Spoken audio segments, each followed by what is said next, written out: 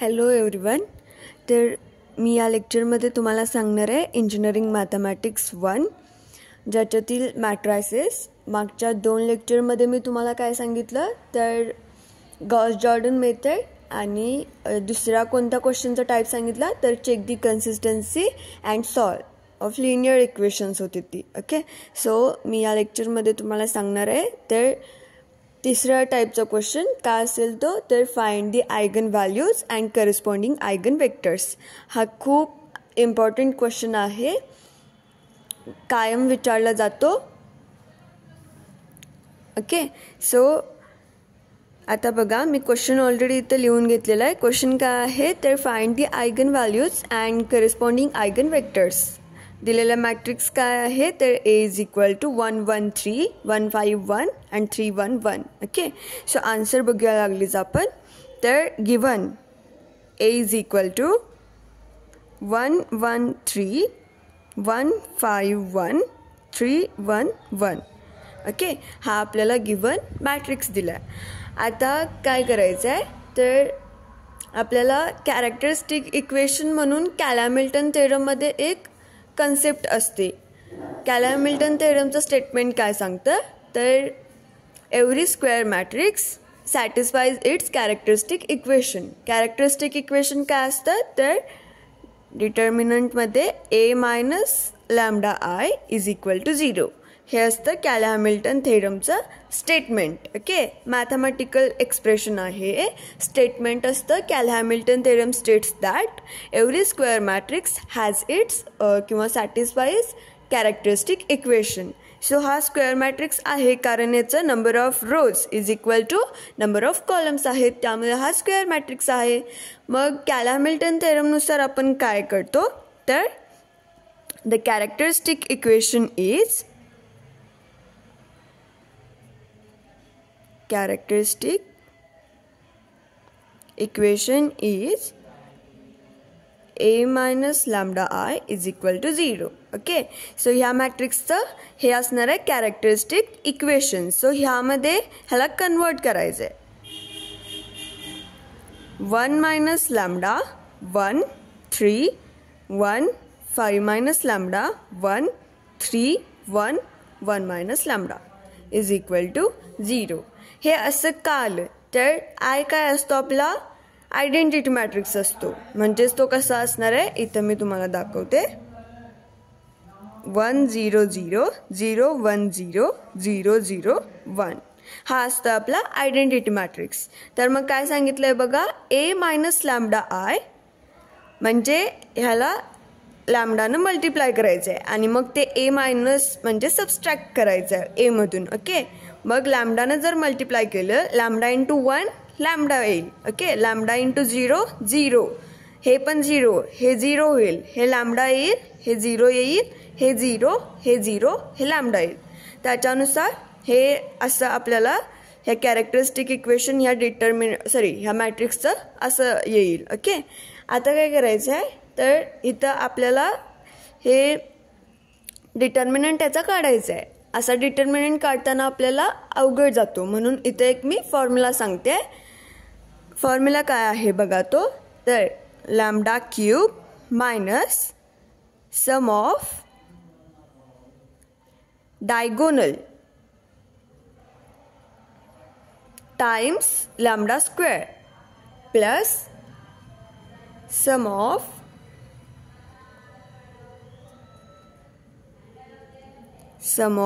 minors of diagonal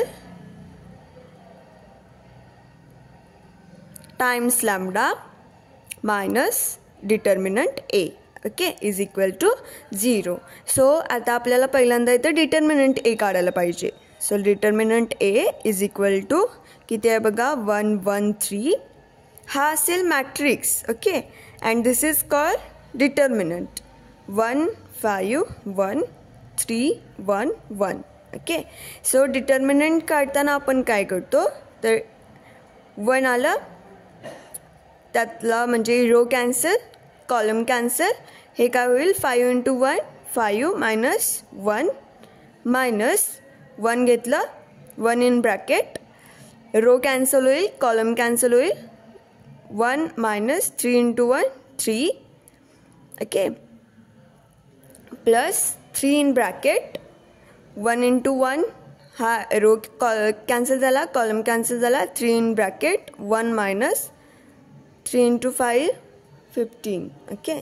so हे किती झालं बघा, 5 minus 1 4 minus 1 in bracket minus 2 होईल हे, प्लस 3 in bracket हे किती होईल minus 14. तर मग याचा डिटर्मिनंट किती येईल बघा. So therefore determinant A is equal to 4 plus 2 minus 42. So therefore determinant A is equal to किती होईल -36. ओके, -36. मग आता बाय फॉर्म्युला आपण काय लिहणार, बाय फॉर्म्युला काय येईल, by formula lambda cube minus sum of काय सांगितले बघा, सम ऑफ डायगोनल, जे मेन डायगोनलचे एलिमेंट आहेत कोणते 1 5 1, तर त्यांची बेरीज करायची. 5 1 7, okay, 7 lambda square, 7 lambda square plus in bracket. आता काय करायचं आहे बघा, तर सम ऑफ मायनर ऑफ डायगोनल, म्हणजे जे डायगोनल एलिमेंट्स आहेत 1 5 1, तर त्याचा मायनर आपण कसा फाइंड आउट करतो हे पहिल्यांदा माहीत पाहिजे. 1चा मायनर काय येणार, तर 1 जिथं आहे तो रो कॅन्सल, कॉलम कॅन्सल, हा जो राहिलेला आहे दॅट इज हा 5 1 1 1, हा झाला 1चा मायनर. ओके, नेक्स्ट काय येईल, डायगोनल एलिमेंट नेक्स्ट आहे 5, तर 5 हा रो कॅन्सल झाला, हा कॉलम कॅन्सल झाला, 1 3 3 1 हा झाला 5चा मायनर. आणि नेक्स्ट आपण 1 घेतलं, हे नेक्स्ट मेन डायगोनल एलिमेंट, तर हा रो कॅन्सल झाला, कॉलम कॅन्सल झाला, हा आला 1चा मायनर, 1 1 1 5. ओके, सो अशा पद्धतीनं ह्या मायनर्सची काय करायची, आपल्याला बेरीज करायची. ओके, सो मग कसं येईल बघा, हे असं घेऊया, 5 1 1 1 देन प्लस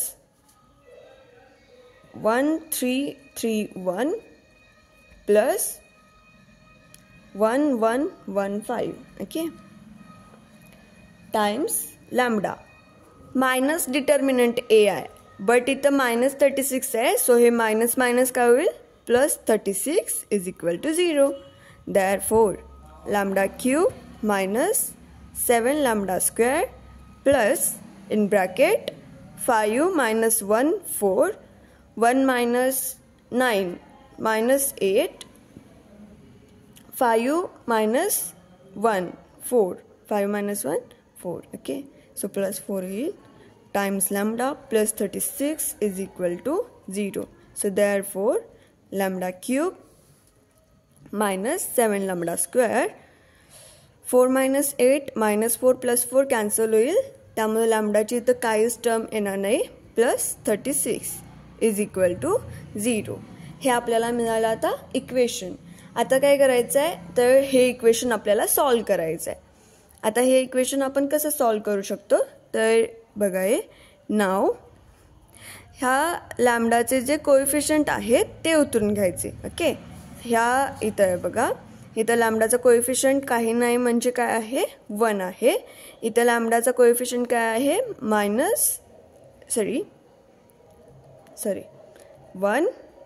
-7, असे लांब लांब घ्या जरासं.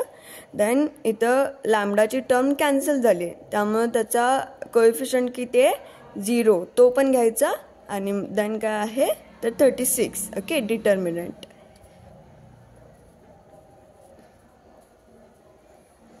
आता काय करायचं, तर प्रत्येक म्हणजे 1 2 3 किंवा -1 -2 -3 हे इथं यूज करायचं. ही जी पहिली टर्म आहे ती कोणतीही असू दे, 1 असू दे 2 असू दे, कोणतीही असू दे, पहिली टर्म ॲज इट इज उतरून घ्यायची खाली. ओके, मग आता इथं काय सूट होतंय बघायचं. जास्तीत जास्त 1 2 3 किंवा -1 -2 -3 ह्या 6 टर्ममधलीच एक कोणती तर टर्म इथं सूट होते, म्हणजे एक कोणता तर अंक इथं सूट होतो, जेणेकरून इथं आपल्याला हवा आहे 0 आणि तो नंतर ॲज अ फॅक्टर म्हणून एक कन्सिडर होणार आपला. ओके, सो मी डिरेक्टली इथं घेते -2 न बघूया आता इथं 0 भेटते का आपल्याला. तर -2 × 1 -2 हे किती होईल -9 -2 × -9 +18 हे 18 होईल. 18 × -2 -36 +36 -36 0. त्यामुळे आपल्याला हा एक फॅक्टर मिळाला. कोणता? इथं -2 आहे, म्हणजेच काय तर लॅम्डा इज इक्वल टू -2 भेटला आपल्याला. पण हे इकडं आलं तर काय होईल प्लस होईल. So lambda +2 is equal to 0 हा एक आपल्याला फॅक्टर मिळाला. आता काय करायचं आहे तर ह्या फॅक्टरनं लॅम्डा +2 ह्या इक्वेशनला डिवाइड करायचं आहे. λ³ -7 λ² +36. ओके, सो आता आपल्याला इथं काय हवं आहे λ³ हवं आहे. ओके, इथं ऑलरेडी लॅम्डा आहे आपल्याकडं. मग आपण घेताना काय घ्यायचं तर λ² घ्यायचं, कारण λ² × लॅम्डा केलं तर λ³ भेटेल आपल्याला, बरोबर. तसंच आता +2 न λ² ला मल्टिप्लाय करायचं. +2 × λ² दॅट इज वॉट +2 λ². इथं यांचं काय होणार सबस्ट्रॅक्शन होणार, त्यामुळं हे कॅन्सल आउट होईल आणि ह्याचं जे चिन्ह आहे प्लस ते काय होईल मायनस होईल. सबस्ट्रॅक्शनला ह्या बेसिक गोष्टी आहेत, सगळ्यांना माहीत असल्याच पाहिजे. ओके, सो -7 अँड -2 -9 λ² हे +36 ॲज इट इज उतरून घेतलं. आता आपल्याला नेक्स्ट टर्म कोणती पाहिजे आहे तर -9 λ².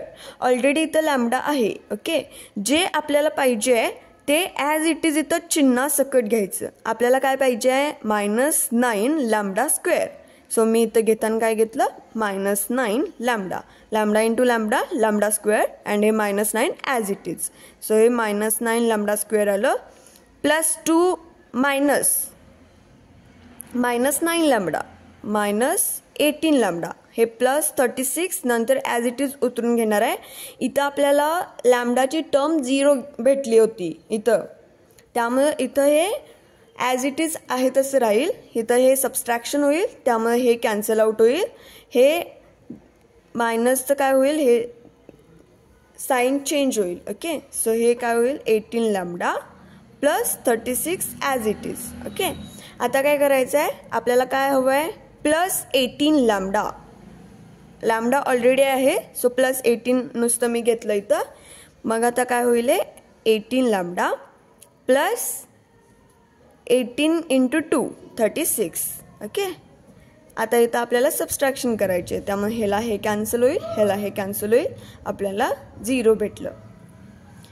त्यामुळं नेक्स्ट इक्वेशन काय मिळालं तर λ² -9 लॅम्डा +18 हे आपल्याला नेक्स्ट इक्वेशन मिळालं. पहिला फॅक्टर काय भेटला होता तर λ+2 आणि नेक्स्ट इक्वेशन काय भेटलंय तर λ² -9 लॅम्डा +18.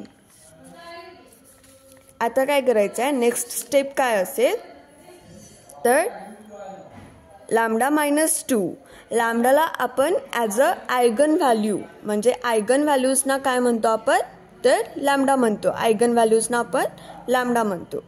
म्हणजे एक आपल्याला आयगन व्हॅल्यू भेटले ही वाली lambda is equal to -2. Okay, next आता काय करायचं आहे ऑर किंवा अँड म्हणा.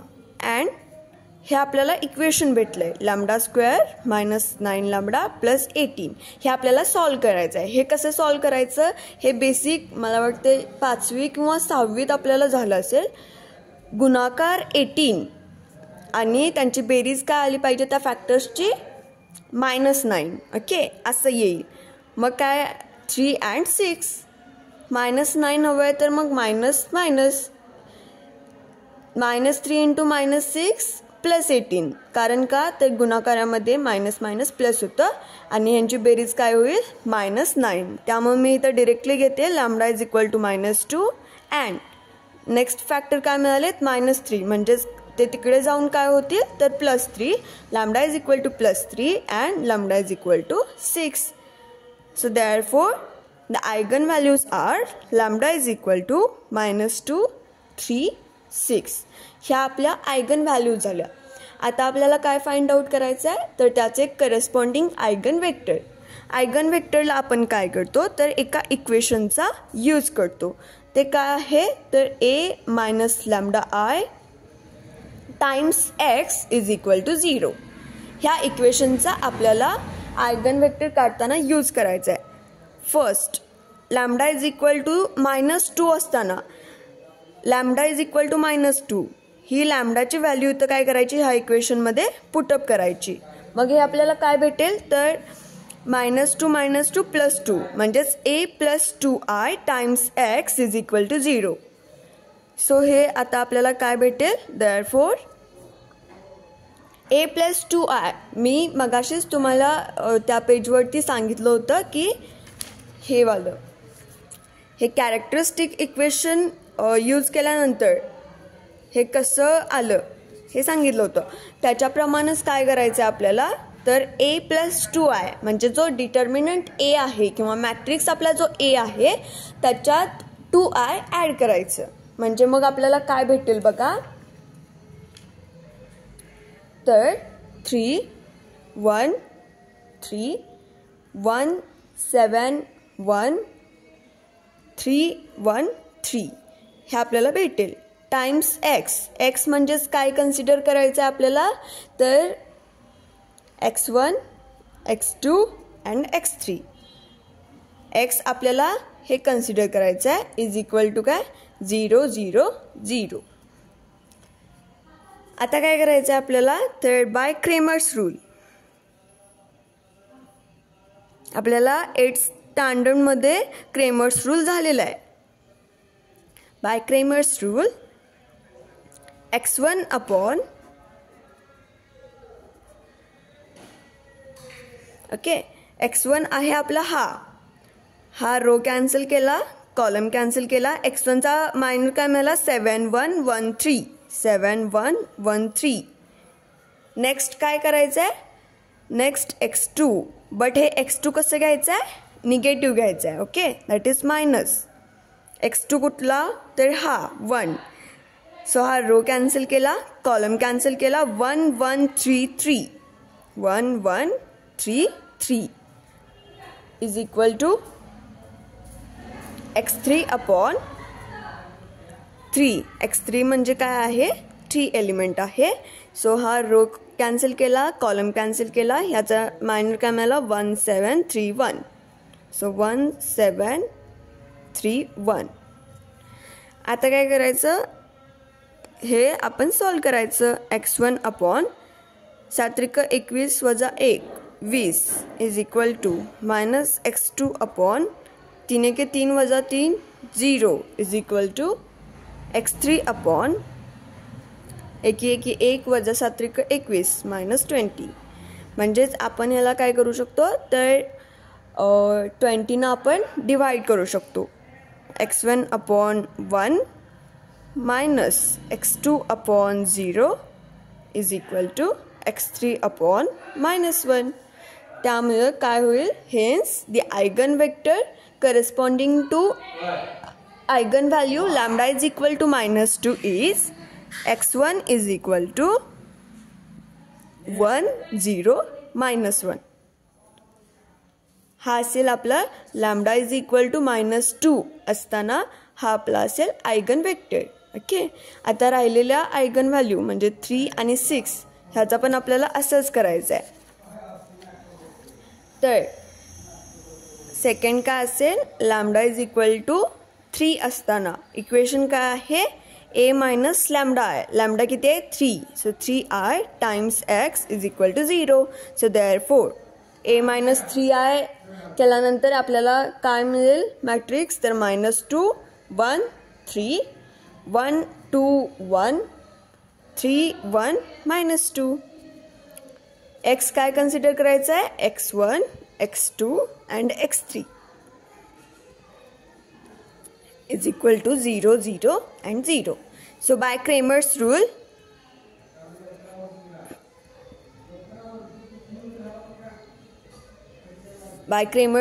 काय होईल, therefore x1 upon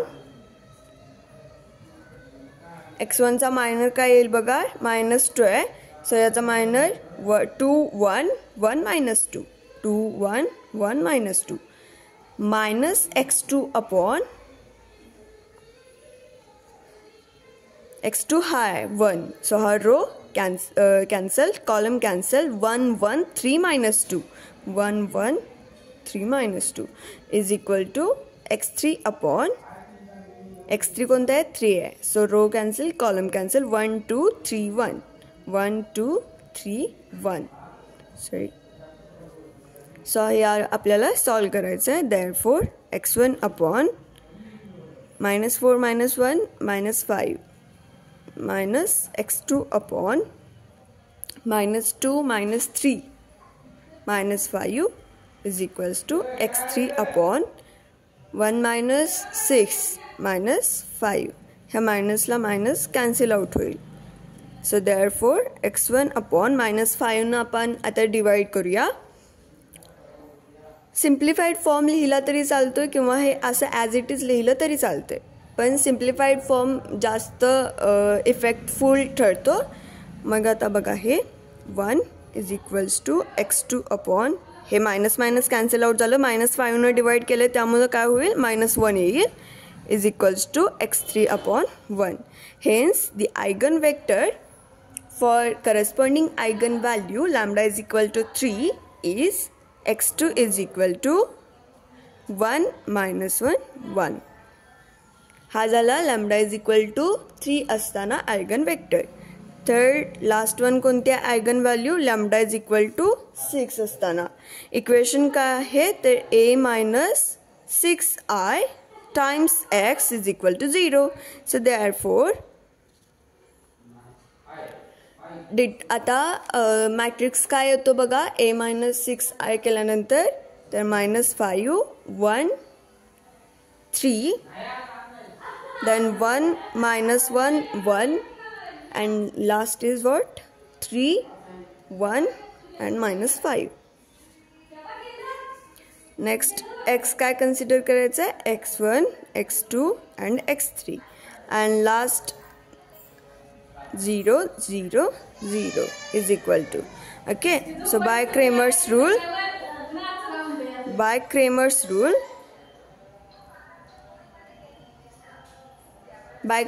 rule आपल्याला काय मिळेल तर x1 अपॉन x1 ची जर आपण हे बघा, x1 ची जर आपण x1 -5 आहे तर हे कॉलम रो कॅन्सल आउट केल्यानंतर काय भेटतो, minor -1 1 1 -5 -1 1 1 -5 is equal to -x2 upon x2 ची टर्म आहे 1. So row cancel, column cancel. 1 1 3 -5 1 1 3 -5 is equals to x3 upon 3 आहे. सो हे रो कॅन्सल, कॉलम कॅन्सल. 1 -1 3 1 1 -1 3 1. आता हे मग कसं भेटेल बघा आपल्याला तर x1 अपॉन 5 -1 4 is equals to -x2 upon -5 -3 -8 is equals to x3 upon 1 + 3 4. Okay, so therefore 4 न डिवाइड करू, x1 upon 1 is equal to x2 upon 2 is equal to x3 upon 1. Hence the eigenvector corresponding to eigenvalue lambda is equal to 6 is x3 is equal to 1 2 1. So अशा प्रकारे आपल्याला दिलेल्या मॅट्रिक्सच्या eigen values and eigen vectors काढता येतात. Okay, so आता मी next लेक्चरमध्ये काय सांगणार आहे, आयगन व्हॅल्यू आणि आयगन वेक्टर्स सांगणार आहे. बट आयगन व्हॅल्यू जर दोन आयगन व्हॅल्यू जर सेम असतील तर त्याची प्रोसेस डिफरंट असते, त्याची प्रोसेस अशी नसते. सो ते मी नेक्स्ट लेक्चरमध्ये सांगणार आहे. जर इथं लॅम्बडा इज इक्वल टू -236 आलं आहे, इथं मग त्या कंडिशनमध्ये काय असतं तर कोणत्याही दोन आयगन व्हॅल्यूज सेम असतात, तेव्हा काय करायचं हे मी नेक्स्ट लेक्चरमध्ये तुम्हाला सांगेन. अशा प्रकारे आपल्याला हा क्वेश्चन सॉल्व करायचा आहे. खूप इम्पॉर्टंट क्वेश्चन आहे, एंड सेमसाठी कायम विचारला जातो 6 मार्कांना आणि सोपा पण आहे. तुम्हाला कॅरेक्टरिस्टिक गिवन मॅट्रिक्स उतरून घेतला, कॅरेक्टरिस्टिक इक्वेशन यूज केलं, फॉर्म्युला फक्त लक्षात ठेवा हा फॉर्म्युलानुसार, आणि हे फॅक्टर्स कसे पाडायचे हे फक्त लक्षात ठेवा, कारण हे फॅक्टर्स खूप इम्पॉर्टंट आहेत. फॅक्टर्स जर पाडता आले नसतील तर आपल्याला आयगन व्हॅल्यूज पण येणार नाहीत आणि मग त्याचे करेस्पॉन्डिंग आयगन वेक्टर्स पण नंतर भेटणार नाहीत. त्यामुळं फॅक्टर्स पाडणं खूप इम्पॉर्टंट आहे. आणि फॅक्टर्स पाडणं मला वाटते आपल्याला 8 किंवा 9 स्टँडर्डमध्ये झालं असेल. त्यामुळं हे परफेक्ट करा, फॉर्म्युला लक्षात ठेवा आणि त्याच्यानुसार हे क्रेमर्स रूलनुसार आपल्याला हे भेटतं. Okay, so please like, share and subscribe. Thank you so much.